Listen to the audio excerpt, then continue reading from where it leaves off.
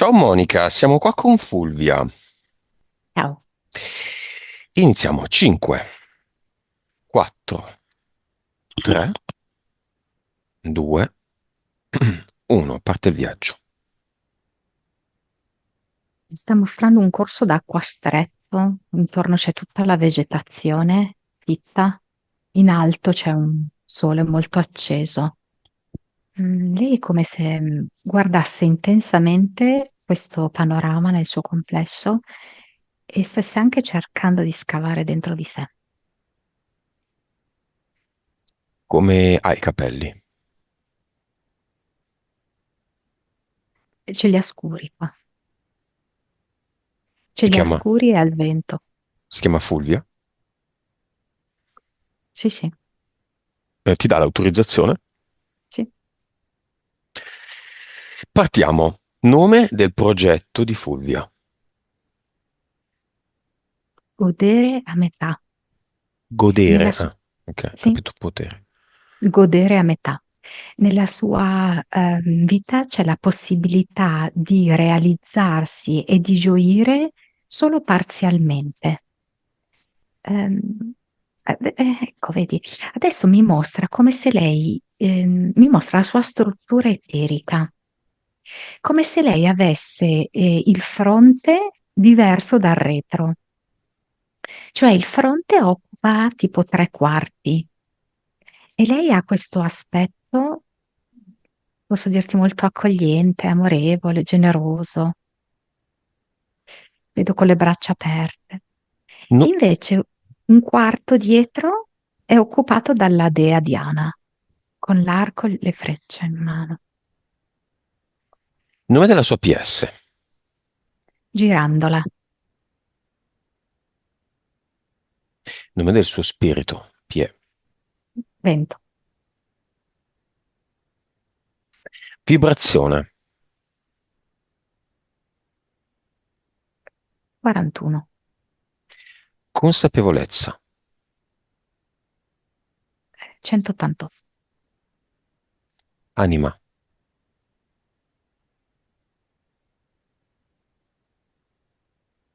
54, Vite. 1731, Capacità medianiche espresse dalla percentuale di cervello. 10,8, 10,9, Suscettibilità ipnotica. 58, 3D.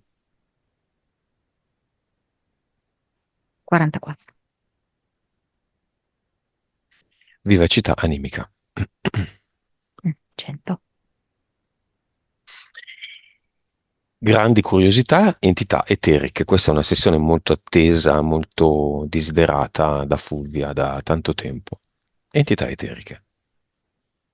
C'è un uomo roccia che le dice che sarà sempre il suo scoglio, sempre il suo ostacolo, ehm, sarà sempre la sua barriera verso la libertà.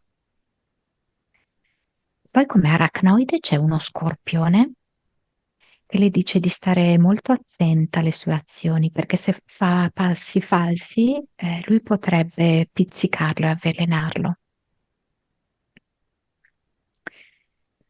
Poi c'è un uomo del tempo, che agisce in maniera molto manipolatoria. Le dice che la linea temporale che lei sta percorrendo attualmente è proprio quella giusta, perché lei in questo modo sta facendo fede a tutte le promesse e quindi non la deve cambiare.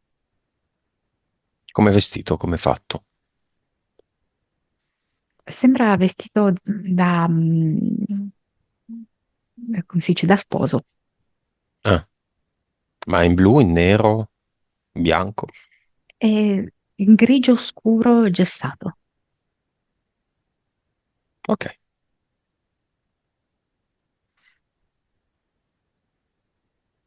Non poi basta, non è basta. altro. Mentali. Io ne vedo due. Una si chiama Giuda. Questa entità mentale vuole farla sentire in colpa. vuole farla sentire un po' traditrice, un po' bugiarda. Le dice infatti che lei più volte ha cercato di trasgredire al patto familiare di fedeltà stipulato con la madre. Inoltre ha tentato di trasgredire alla promessa matrimoniale e come se non bastasse ha tentato di trasgredire ad una promessa fatta tra sé e sé, con il padre, verso il padre, quando era bambina. Quale? Promessa.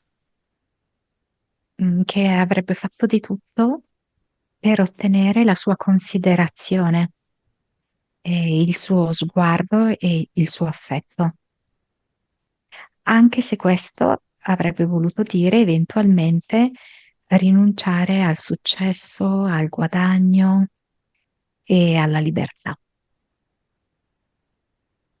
Livello? Tra il 5 e il 6.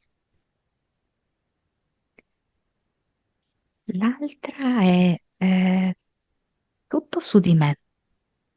Ed è un'entità mentale che vuole che lei si assuma tutta una serie di impegni, di responsabilità, di obblighi, ma vuole che lo faccia con grande dignità, sentendolo anche come una cosa tutto sommato non così sbagliata. Direi livello 4-5. Impianti.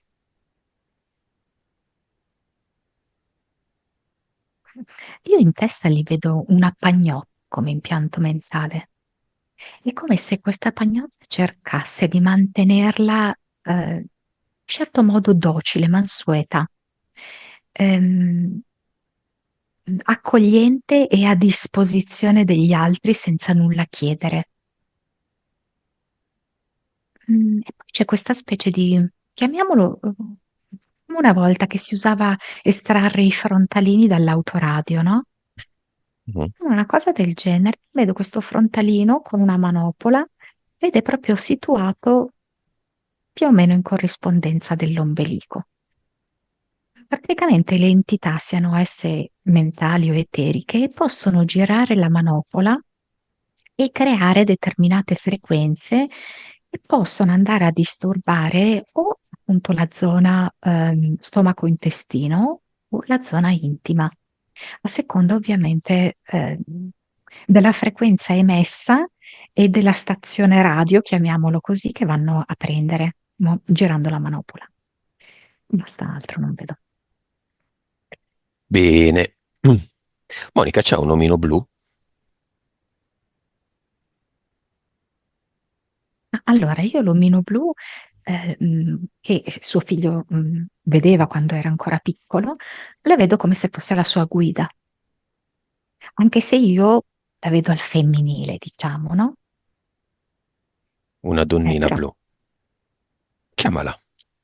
allora, non la vedo esattamente, anche perché parliamoci chiaro. Allora, il nostro mondo materiale è univoco, mm? Il mondo eterico invece è multidimensionale, per cui può essere visto anche in maniera un po' diversa. Però quando Fulvia ha parlato di questo omino blu, subito a me è arrivata questa sua guida. Chiamala. Vediamo come Allora, tu la vedi e come si chiama. io posso vedere solo parzialmente rispetto a questa guida, perché ovviamente questa guida è soprattutto in relazione a Fulvia. Una cosa tipo Adele o Adelaide? È un elementale? No, no, no. Che cos'è?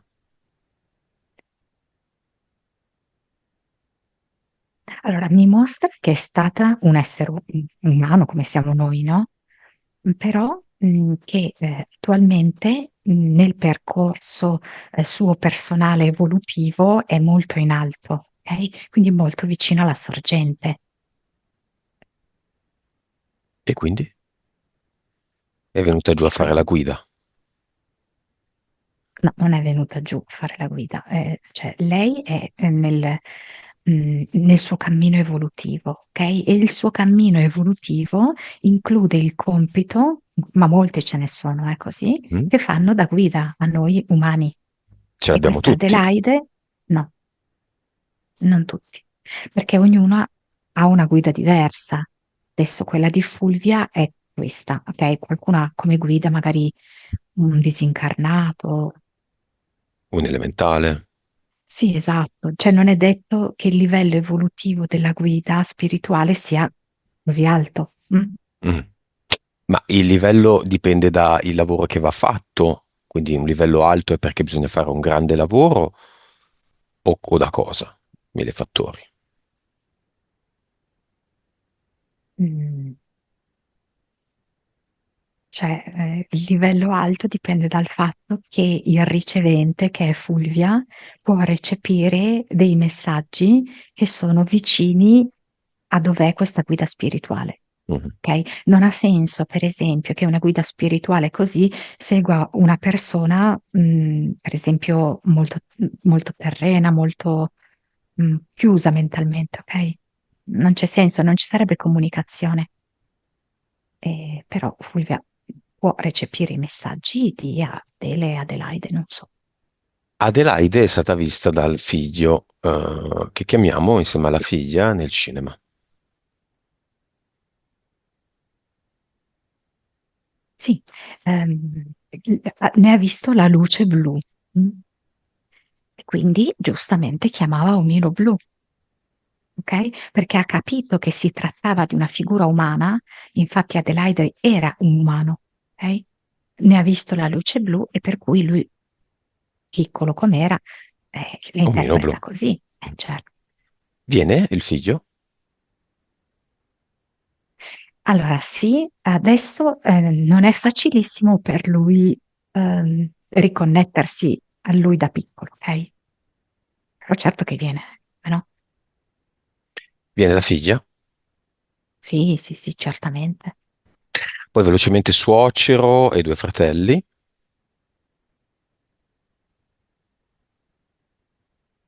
Ma dunque, sì, ci sono, però non lo so, c'è come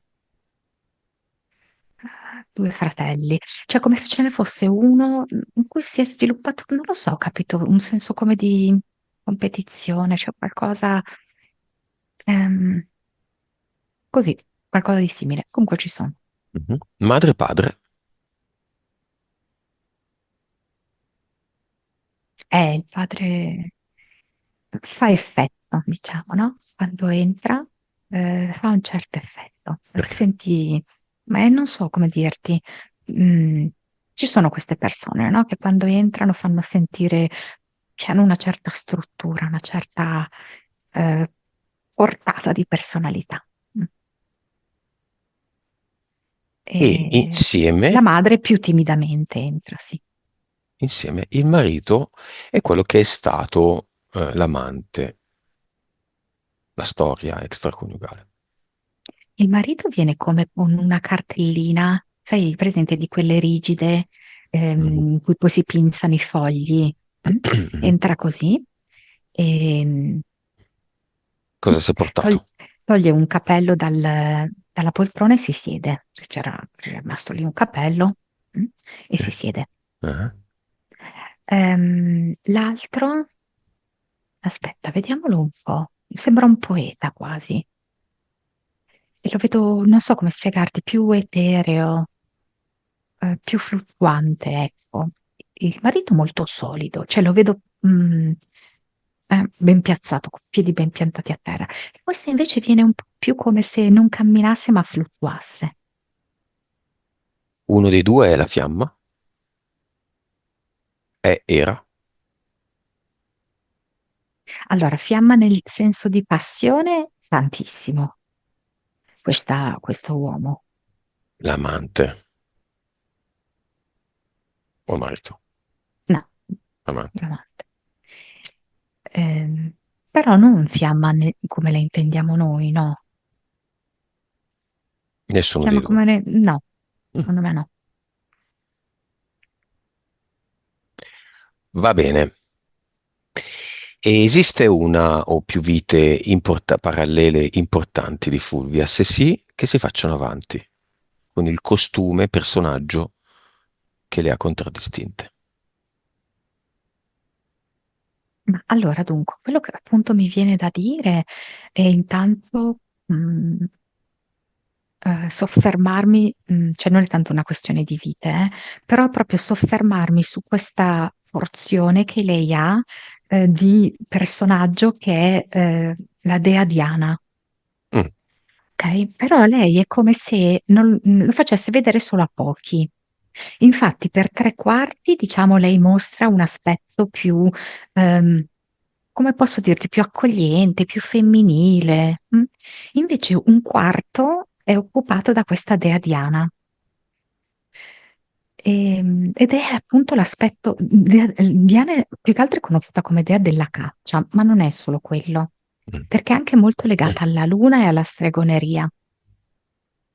È molto legata anche alla vegetazione, a tutti gli animali, specialmente ai cuccioli. E quindi lei è per quello che va molto bene con i bambini. E alle donne, lei penso che possa avere un buon feeling con le donne.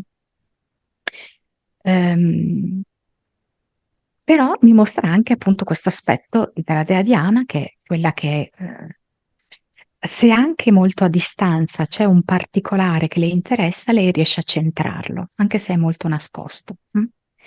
Però è una parte che solo in pochi possono vedere e questa parte è completamente distinta e differenziata dall'altro tre quarti. Che invece è? E questa, cioè, mi viene da dire anfitrione, che lo so che è un uomo, però proprio per indicare come se fosse nella sua casa dove accoglie con grande anche, abilità, con grande sorriso, con grande generosità, occupandosi con premura, eccetera. Questa è Gli la ospiti. parte che, sì, gli ospiti, ma gli ospiti intesi come tutti potrebbero essere gli ospiti, eh? I familiari, gli ospiti esterni, le persone che mano a mano incontra. Mm. Ehm, Insomma, che vita si fa avanti? Una la vita vita è, durante... questo qui durante più o meno beh, no, è a cavallo tra le due guerre. E, mm, che a me ha ricordato, mentre lei parlava proprio, moltissimo Virginia Woolf. Però questa vita qui, in realtà lei non me la colloca, cioè me la colloca tipo adesso manco mi ricordo, di dove fosse Virginia Woolf, sto cercando di ricostruire mentre lei parlava, non è facile. Me la colloca tipo al sud della Scandinavia. Mm. Però, siccome noi praticamente alla fine siamo qua come un programma, spesso accade che due persone abbiano la vita esattamente uguale, pur essendo due persone ben distinte, no? Quindi mi viene questa donna che ha esattamente la vita di Virginia Woolf. Quindi di fatto ha un padre che l'ha cresciuta, l'ha educata, l'ha fatta studiare, un padre molto importante, molto famoso, molto apprezzato, molto stimato. E, poi però perde questo padre, muore questo padre, e, e lei va totalmente in crisi, perché era come se ehm, poi si sposa nel frattempo e va totalmente in crisi perché è come se perde una parte di sé. Quindi mi fa vedere poi questa cosa della bipolarità, no? Mm. Quindi che oscilla tra due opposti. mm. Quindi a volte estremamente creativa e attiva, altre volte invece estremamente ingabbiata. Tipo il marito vuole ovviamente farla ragionare, la vuole curare, eccetera. Poi mi fa vedere proprio come scrive, con un flusso di coscienza. Fulvia parla anche molto, no? Seguendo un flusso di coscienza.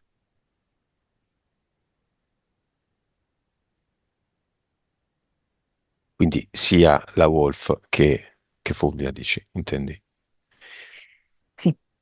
Però esistono delle vite parallele specifiche, o solo, tu hai visto solo queste connessioni, un'analogia con la vita di Virginia Woolf e questa dea Questa, Diana. sì, questa donna ha la vita identica a Ok. Virginia Woolf ed è Fulvia, Mhm. e vive in Scandinavia. Come si chiama? Ingrid. Monica, causa esoterica della non indipendenza economica. Denaro e lavoro. Allora, lei deve, lei l'ha fatto questo patto di fedeltà con la madre, quindi assolutamente deve ripercorrere la stessa strada fatta dalla mamma, ok? La madre dipendente economicamente dal padre. Quindi questa è la prima promessa fatta. Mm. Poi c'è da dire che, come ha ricordato l'entità mentale Giuda, lei ha fatto proprio una promessa anche al padre di ottenere, diciamo così, il suo amore, la sua approvazione, anche a costo di sacrificare la sua libertà e indipendenza economica. Quindi che cosa è successo? Che lei passa, nella sua vita, dei momenti in cui, tra virgolette, infrange le promesse. Poi però, deve un po' rientrare all'interno delle sue promesse, ok? Quindi diciamo così che lei, quando è stata, inizialmente seguita dal padre, credeva di poter ottenere l'ammirazione, l'approvazione del padre, mh, mettendo in pratica quello che lui gli insegnava, ok? In realtà ha visto che non funzionava più di tanto. Mm. Quindi ha cambiato un po' strategia, quindi ha abbassato il suo profilo, ok? Per non entrare in competizione col papà, in modo da ottenere forse così la sua approvazione. Quindi ha fatto un lavoro che non c'entrava niente, per poi invece dopo perderlo, perché in realtà vanno molto in parallelo il rapporto con suo marito e il rapporto con suo papà, anche se sono due uomini completamente diversi. Mm? Lei anche col marito ha fatto una promessa, poi però questa promessa l'ha infranta e dal momento in cui la infrange scatta un po' la punizione, ok? Quindi lei, da che era indipendente economicamente, poi neanche tanto in verità, eh? Cioè lo era un po' di più, ok? Mhm. Però non era realizzata e poi comunque non aveva soldi per sé. Quindi anche lì non tanto no? Mhm. Fino a un certo punto. Però poi nel momento in cui ha infranto la promessa con il marito, quindi c'è stata questa relazione extraconiugale, lei non ha più avuto un lavoro, ok? Perché c'è la punizione per aver infranto la promessa. Quindi è come se lei fosse molto legata a tutte queste promesse e molto sotto scacco della sua entità mentale Giuda, che la colpevolizza e la punisce ogni qualvolta lei prova a infrangere una delle promesse. Patto col madre, promessa al padre, promessa al marito.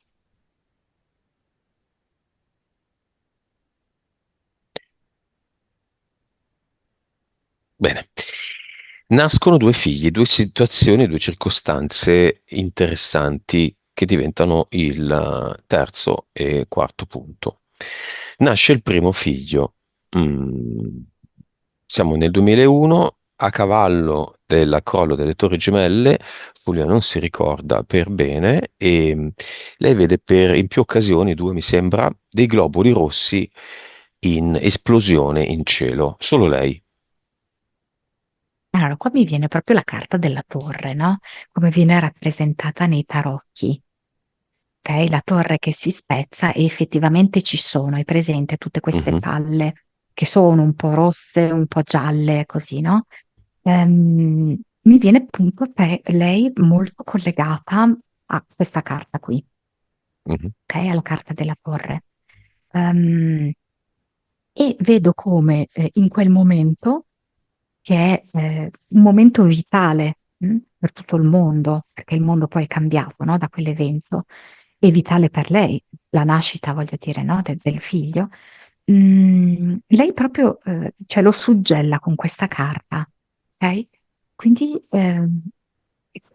non so come dirti, lei da strega che è, l'abbiamo visto che è proprio uno degli aspetti dell'archetipo Diana, riesce anche a vivere la dimensione, diciamo così, stregoneria legata anche alle carte dei tarocchi, ok?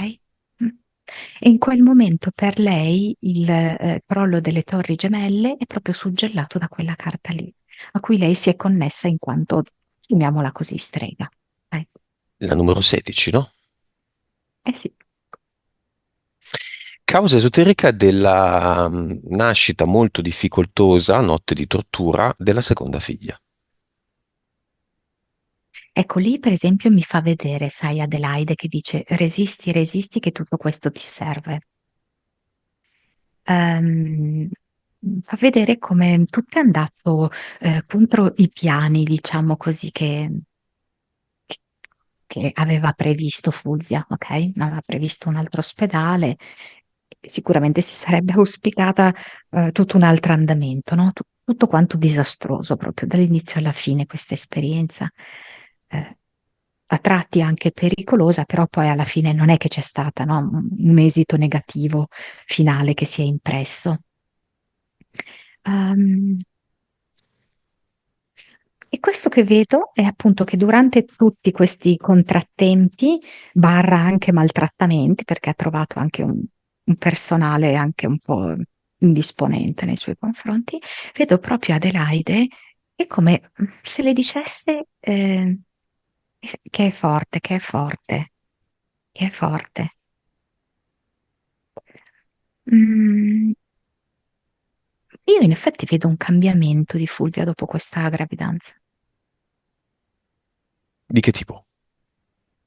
nell'ambito della forza.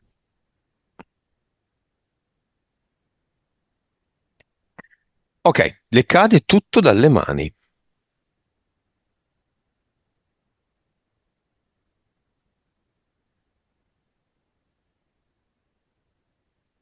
Allora, mm,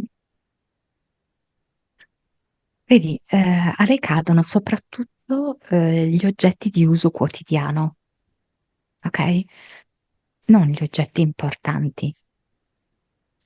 È come se vedessi in qualche modo quando lei sta per afferrare questo oggetto, ok? Quindi lei ha la convinzione di essere vicina all'oggetto e di starlo per afferrare saldamente, ok? Nel momento in cui lei sta facendo questo movimento, vedo Diana che scocca la freccia e glielo sposta leggermente, ok? Quindi a volte o non ha la presa corretta, oppure quando lei già ce l'ha in mano, arriva la freccia per toglierlo dalle sue mani, ok? Mm, mhm. Mm. Quindi in eterico la dinamica è questa, è la freccia che sposta l'oggetto. In realtà poi, vedendola in maniera più profonda, è come se Diana volesse proprio richiamarla a questo aspetto qui di se stessa, ok? Come se le dicesse, dai meno importanza al quotidiano e concentrati di più su questo aspetto di te, il tuo essere Diana. Vorrei analizzare questa dea Diana, chiamiamola. Lei è, vabbè, mi viene un po' come l'iconografia classica perché ha questo abitino corto bianco, ha la mezzaluna in testa, È un archetipo. muscolosa. Sì, sì, sì, sì, assolutamente. È Dove un la collochi? archetipo, Mm, la colloco, cioè come guardando la volta celeste, uno di questi personaggi che noi interpretiamo nella nostra vita, ok? mhm, mhm. Ed è uno di quelli in Quale pratica, interpreti, per esempio? Artemide. Io quale interpreto?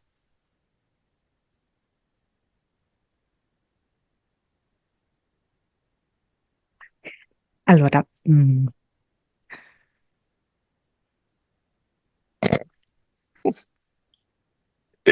Io rito già.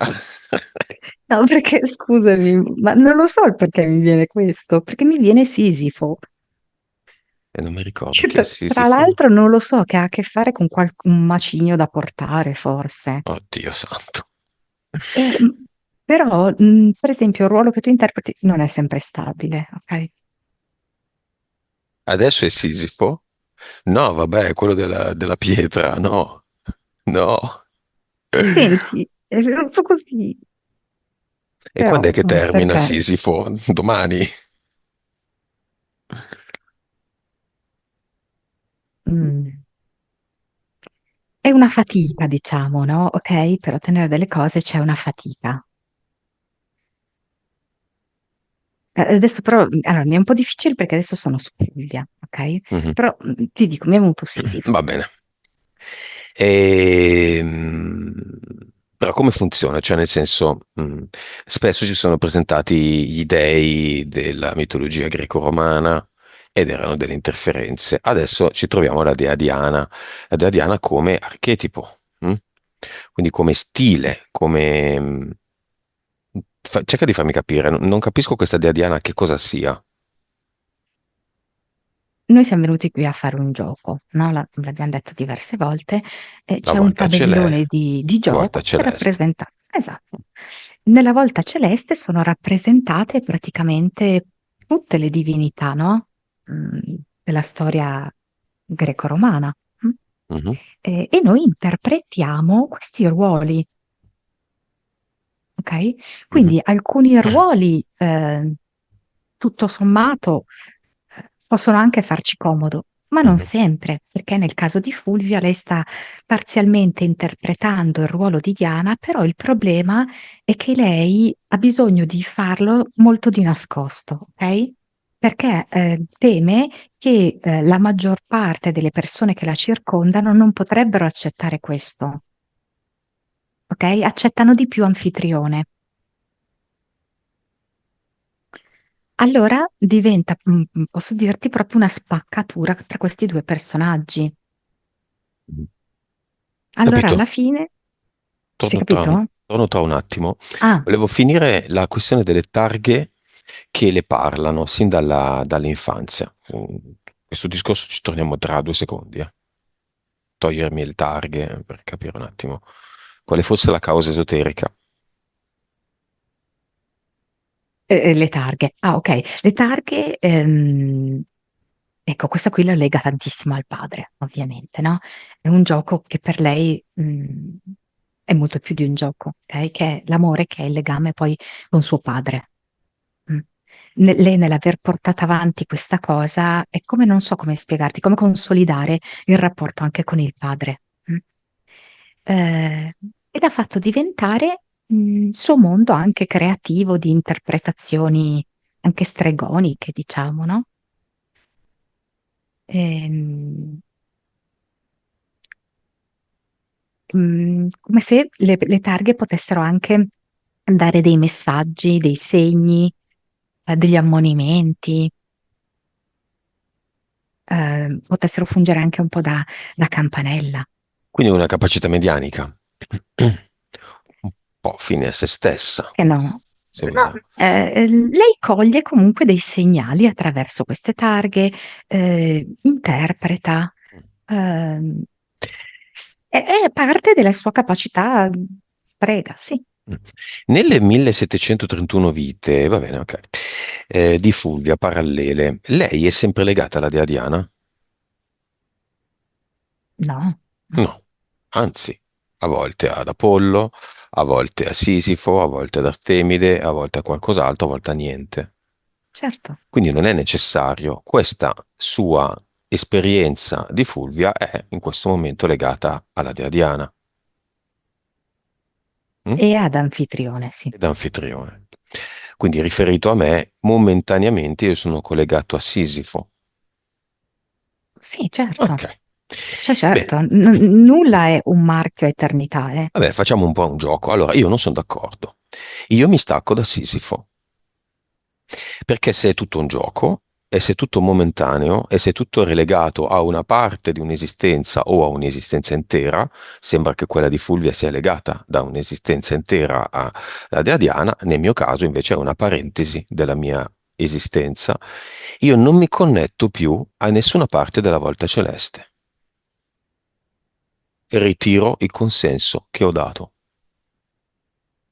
perché io mi connetto a me stesso, a nessun archetipo di nessun tipo. Che succede?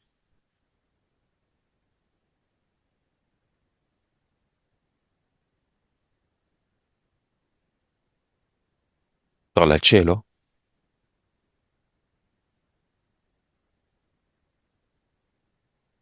Il ragno fa harakiri?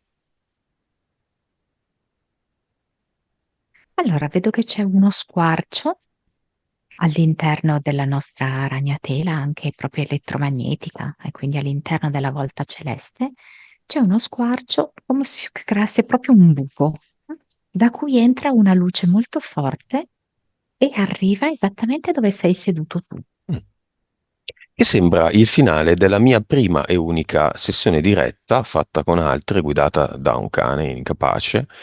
Si è conclusa così. Io ero nell'universo, si è aperta una botola, diciamo, al nord del globo, diciamo, in cui idealmente era sopra la mia testa, da cui è entrata una luce indescrivibile, si apriva come se si spostasse una pietra tonda, direi, quindi una luna, mezzaluna, La no, pietra, Sisifo.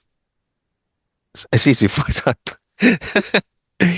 Una falce di luna, no, che si aumenta, aumenta, aumenta fino ad arrivare al disco e io stavo salendo verso quella luce e questo disgraziato mi ha detto disconnettiti, abbiamo finito, questa è un'altra storia, senza aspettare che io entrassi dentro, un pazzo. Io in ipnosi dicevo no, ma io voglio andare nella luce. No, no, no, disconnetti, disconnetti. E con questo mi sono completamente disconnesso. Cosa fa Fulvia a queste parole? Le parole che riguardano la tua storia? La mia storia, sì, la disconnessione da qualunque archetipo, da qualunque storia, da qualunque ehm, sviolinata. Perché la storia è finta, Diana è finta. Anzi, va a pascere il nostro ego. Se invece di Sisifo avessi avuto Zeus, adesso ero qui che mi facevo le unghie con la lima, no? Beh, Prostratevi ai miei occhi, ai miei esatto, cospetto, sono Zeus. Ma io non sono Zeus, io non sono Sisifo, io sono io. esatto. E io nel gioco in cui mi connetto alla volta celeste non ci sto più. Connettetevi voi alla volta celeste, io no. Esatto. Cosa fa Diana a queste parole? E il mio Sisifo, con la sua bella pietra da stercoraro. Cosa fa? Allora, Diana vedo che fa un passo indietro e praticamente facendo un passo indietro può avanzare invece Adelaide, che in questo modo si trova adesso più vicina a Fulvia. Oh, bene.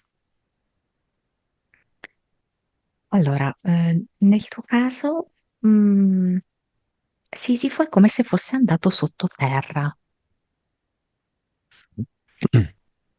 e quindi al momento io ti vedo così libero, illuminato. Torniamo alla luce. Ci siamo noi tre lì sotto. Descrivimi la situazione, come vedi, questo squarcio dove? Sulla volta celeste? Però lo squarcio io lo vedo per te, Per me, ok. sì. Questo squarcio cosa fa? Scendere una luce tipo occhio di bue, una luce È un diffusa. fascio lungo di luce Mhm. e tu sei proprio come se fossi In a centro. teatro, Mhm. personaggio unico, L'occhio di che bue. viene illuminato, sì, Ok. così. È la fine della mia sessione. Io che faccio? Ti spogli, Mhm. ti spogli e dici io sono io.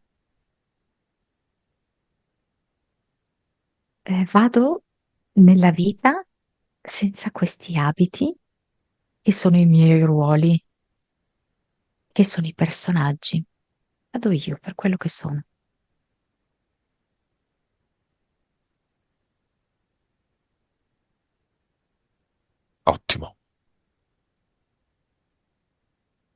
E Fulvia cosa fa? Fulvia in questo momento la vedo esattamente dove è e c'è Adelaide che ha le mani appoggiate sulle sue spalle. La sta incoraggiando di non aver paura di nulla, Ci, mm, ci mostra di non aver Adelaide. paura a tuffarsi. Se Adelaide era un essere umano, hanno vissuto insieme loro? No, Ok. no. Se era un essere umano, cos'è stata Adelaide in una delle sue incarnazioni più importanti?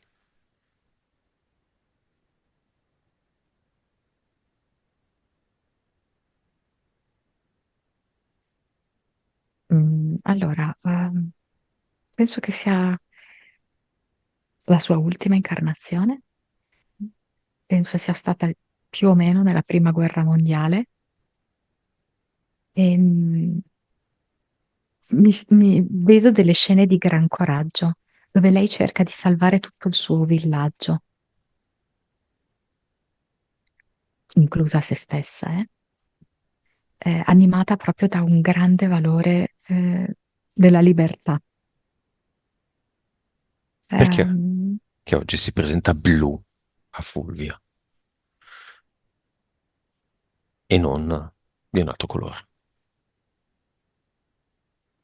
Blu è il colore che ha scelto lei. Dice che ogni guida può scegliere un proprio colore, che le piaccia. Mm. La fatina blu. Eh, e a lei piace il blu perché le piaceva molto il cielo quando era blu.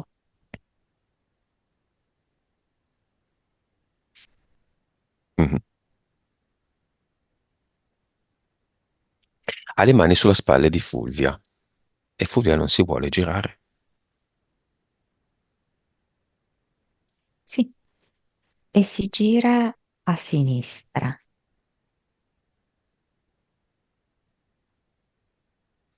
E Adelaide le dice: Io ci sono sempre.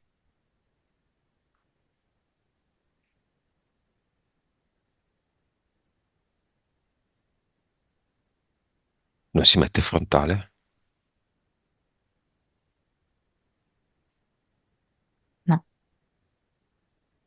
perché il compito di Adelaide è seguire.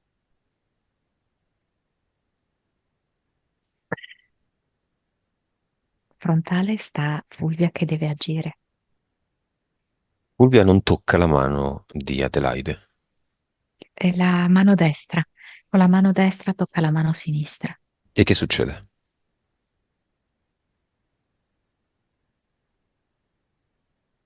C'è come un senso di pienezza, dove viene colmata ogni insicurezza, quasi come di commozione, per una sintonia così profonda, perché sente che lei c'è sempre stata lì e che la conosce perfettamente. In ogni momento c'era, soprattutto nei momenti in cui cadeva, ma anche in quelli in cui rideva. Fa vedere che la seguiva mentre lei rimboccava le coperte ai figli, mentre lei prepara da mangiare, mentre lei stende la biancheria e guarda qualcun altro che va a lavorare mentre lei sta a casa. E poi le sta vicino mentre lei apre dei libri, li odora, li accarezza. E sta vicino mentre si specchia e nota qualche capello bianco in più.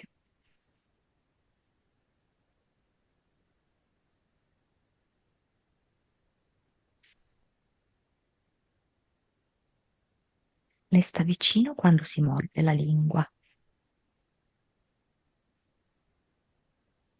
Per non dire qualcosa. Sì,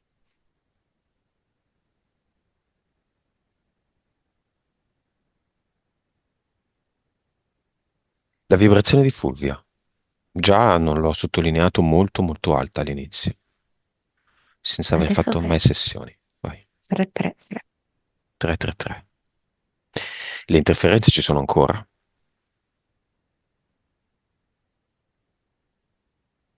Allora, vedo che lo scorpione si è allontanato e l'uomo roccia si è rimpicciolito e vedo nervoso l'uomo del tempo.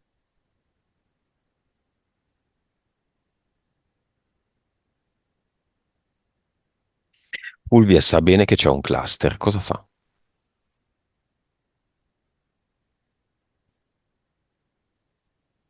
Si reca al cluster con dei secchielli, se fosse già pronta per creare la Eternum, secchielli che contengono colori come matite, pastelli a cera, poi c'è anche proprio il colore liquido e si reca già pronta. Ah, vediamo un po' questo cluster. Il cluster è fatto da un buco, come se ci fosse una specie di buca voragine e fa proprio andare verso il basso, che è scura.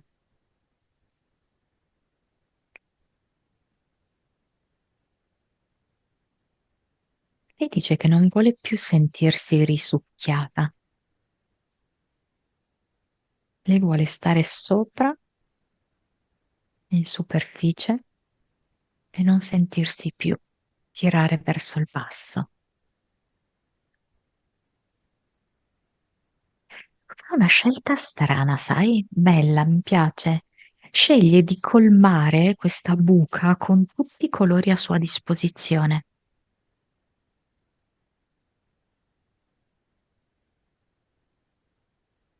Quindi proprio anche con questo liquido, con questa tempera densa che ha preso, riesce a colmare questa buca e poi proprio con i pastelli riesce come a creare uno strato più spesso, più cristallino, diciamo, no?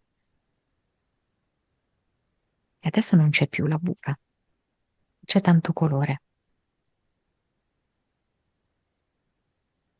Misto. Sì, Questo è il suo ad eternum. questo è il modo in cui lei ha scelto di trattare il suo cluster. Mm, Ehm, Penso che lei abbia già fatto abbondantemente pulizia mm. sua, no? Al cluster, così. Quello che mi era rimasto era questo buco. Quindi lei non è che avesse proprio da buttare, ma da colmare questo buco. E gli ad eternum invece è come se li creasse in maniera un po' naif, con delle Artistica. matite colorate, sì, esatto, e sono tante spirali messe in maniera bella, come se fossero, come si chiama, il sole di Van Gogh, così, Mhm. no? Quelle che piacciono tanto, no? A Fulvia. Le spirali. Bene, si scateni, è arte, l'ad eternum è anche arte, è creazione per capriccio, non per necessità, per desiderio, non per necessità, per poesia, non per necessità, qualcosa Sì, di inutile ed utile, sì. mm, sceglie proprio di lasciarsi andare, dare proprio libero sfogo a un qualcosa che lei reprime, che è proprio la sua passione, che è un po' la sua trasgressione, perché lei ce l'ha dentro questa cosa. Mhm. Quindi prende il secchio colorato e lo butta, così lo lancia nell'aria, e quello che viene, viene. E magicamente, dopo che ha lanciato questo secchio, si è creato come un jolly, l'immagine di un jolly. Mm. Che di solito è un Perché a po' lei piace anche sinistra. molto, esatto, ma a lei piace molto sfidare e lei non vuole farsi intimorire da nulla. Senza scomodarsi e andare dall'avatar, prende l'avatar e lo porta qui, davanti a lei. È proprio un vero manichino rigido che lei ha portato sulla sua seggiola da ufficio con le rotelle e che le impediva in effetti di avere la mobilità nella sua vita che lei desidera, perché comunque lei desidera anche uscire di casa. fare un lavoro che la possa portare fuori. E rappresenta anche il richiamo un po' alle regole, alla rigidità che lei in qualche modo deve seguire, ok? Nella sua vita, certi canoni. Um, Lei dapprima le spezza un braccio, questo avatar, sai? Mm. Quale? Ah, no, no, il sinistro. Mm. Di legno, no? Sì, sì, Abbastanza fragile anche. sì, sì, come un grissino. Mm.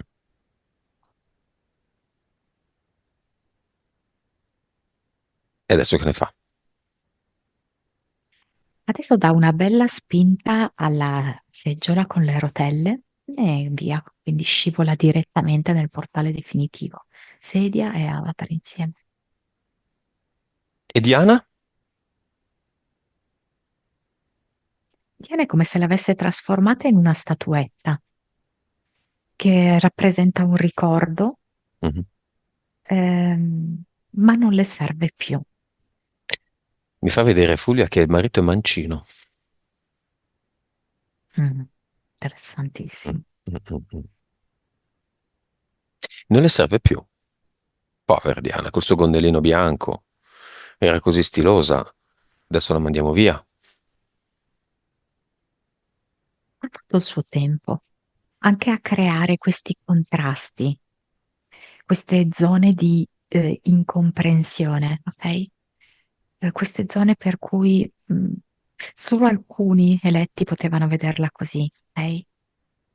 E poi a creare anche quasi intorno a lei un'aura a volte di incoerenza. Qualcuno andava verso di lei sentendola incoerente, nel momento in cui percepiva queste due parti non unite fra di loro.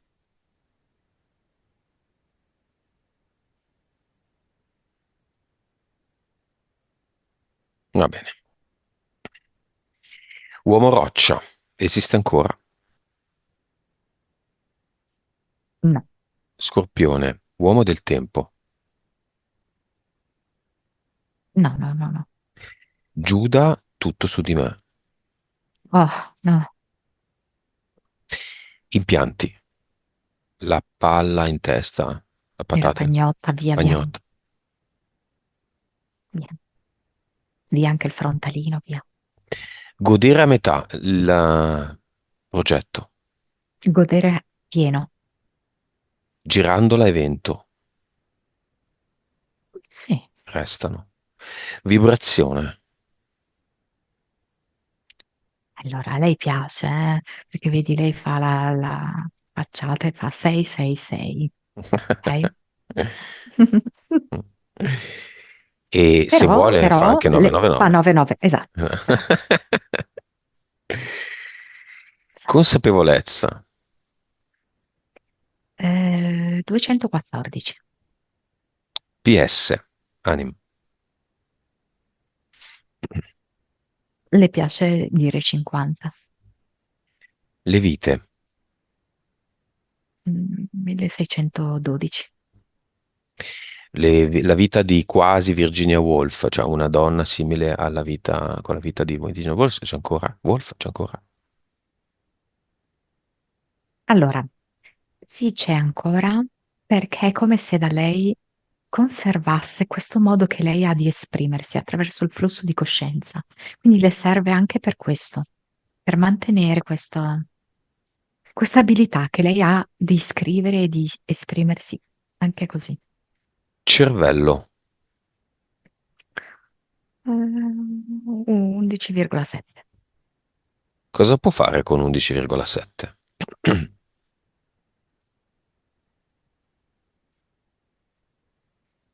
Vedere come faceva suo figlio. Le,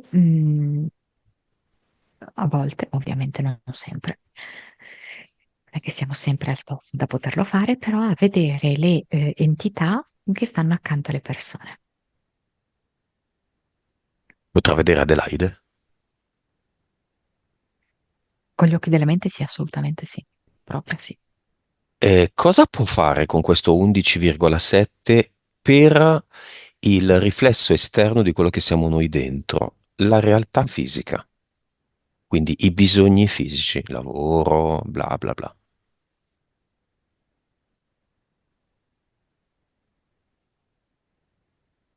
Allora, ehm,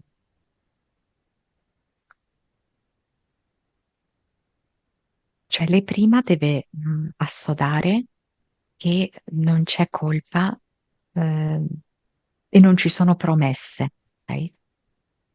Quindi lei può lasciarle andare senza problemi. Ed è il lasciare andare quelle che in realtà farà scattare in lei un atteggiamento proprio diverso nella vita. Ehm, Vedo che è come se rivedesse quello che è il suo spazio creativo, quindi riferito all'uncinetto, ok? E riesce proprio a dargli una piega completamente diversa, che diventa una fonte di guadagno, anche attraverso la realizzazione di tutorial, Stavo per non so se dire, si chiamino così, da vendere, stavo per dire che rende più il schemi, tutorial che l'oggetto in sé. sì, Schemi. corsi. E lei potrebbe fare anche proprio dei corsi di persona per insegnare le varie tecniche mm, Con dell'uncinetto. i mezzi di oggi, i Eh, social network, il canale, sì, YouTube, ok. sì, sì, ma adesso cioè io la vedo anche abbastanza prossima, potrebbe essere per le creazioni natalizie. Suscettibilità ipnotica, già molto alta, 58. Mi dà 75. Però le servirebbe una sessione diretta? Sarebbe un viaggio utile anche in Mi viene termini a aprile, pratici. Ok, segnatelo. 3D, se vuole, non è se che è vuole. Ma obbligatorio. quali Mai. vantaggi? Io ieri ho fatto una sessione diretta a una nostra amica, praticamente obbligandola, e non ha fatto altro che ringraziarmi. Ha detto, ho capito profondamente che tutta una serie di problemi che mi facevo me li creavo io, ma non sapeva spiegare come, attraverso tutto il viaggio che abbiamo fatto, l'ha finalmente capito profondamente e quindi i problemi che si faceva non c'erano più, oltre alla pulizia che ha fatto. Ovviamente questo frutto di un percorso, ok? Sì, sì, sì, sì. Però sai che una che mi dice 75 alla prima sessione ha una suscettibilità ipnotica già a tre quarti del massimo. Poi può essere semplicemente un gioco, un divertimento, oppure può darle dei veri vantaggi un domani. Questo è quello che ti chiedo, può darle dei veri vantaggi anche nella vita, in tutta la vita, pratica, non Indubbiamente. pratica. 3D, Mm, allora, tra i 20 e i 26. va bene, un messaggio scintillante da lasciare a chi vuole nel cinema. Sì, è giusto, proprio scintillante perché mi fa vedere tutte queste stelle scintillanti, no? Quindi il cinema è così, Mhm. tutto stellato. Ehm, Suo figlio lo bacia in fronte.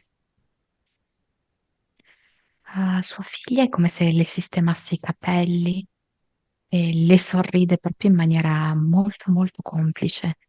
Ehm, cioè si sente proprio quasi una carica eh, elettrica, energetica molto alta, molto forte fra loro tre. Un bel clima.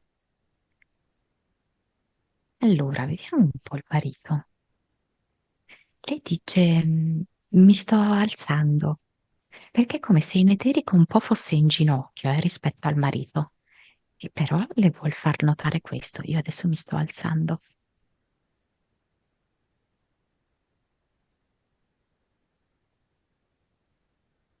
Altri messaggi?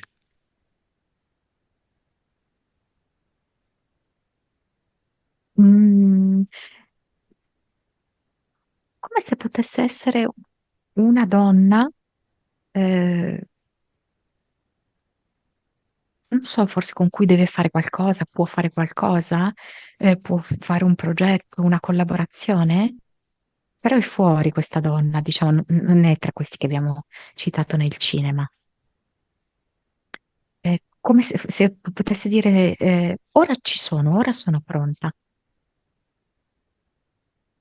in questo nuovo modo, in questa nuova mia modalità. Messaggio di Fulvia ad Adelaide, che in qualche modo è anche una parte di sé. Certo. Lei dice, Fulvia dice ad Adelaide, riesco a sentirti, riesco a percepire, la direzione divina. Non c'è nulla più che mi spaventi. E Adelaide cosa risponde? Fa un cenno col capo, un assenso. Messaggio di Fulvia a se stessa. Ho lanciato all'aria, tutte le carte. Eh, mi sento libera e in un'esplosione di creatività e di energia. Benvenuta, nuova Fulvia. Ci vuole salutare con una oddio, posizione yoga. Allora, adesso mi sta facendo il guerriero 3, Mhm. che è una posizione di equilibrio, mm, ma anche di forza, di sfida,